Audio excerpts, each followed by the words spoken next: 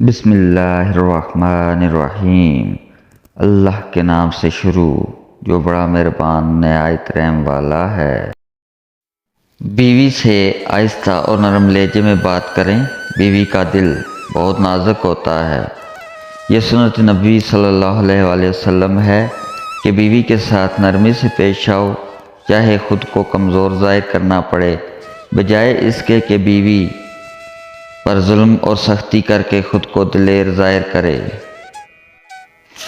شریعت کا حکم ہے کہ بیوی کا اپنا کتنے بھی اثاثے ہو مگر اس کے اخراجات شوہر ہی پورے کرے گا، اور شوہر ایسا کرتا ہے تو بیوی ہمیشہ فرمانبردار رہتی ہے، اور اگر ایسا نہیں کرتا تو بیوی بہت جلد شوہر سے بدگمان ہو جاتی ہے۔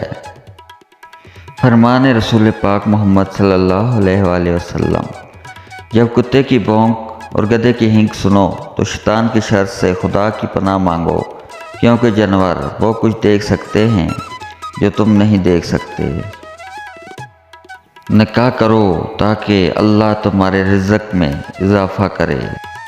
جب کسی میت کے ہمراہ جاؤ، میت کے غم سے زیادہ اپنا غم کرو اور خیال کرو کہ وہ ملک الموت کا منہ دیکھ چکا ہے اور مجھے ابھی اسے دیکھنا ہے۔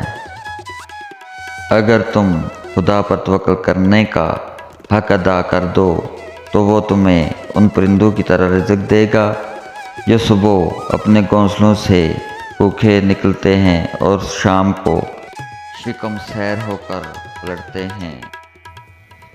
ہر نبی کا ایک وصی ہوتا ہے اور علی مجھ محمد صلی اللہ علیہ وسلم کا وصی ہے۔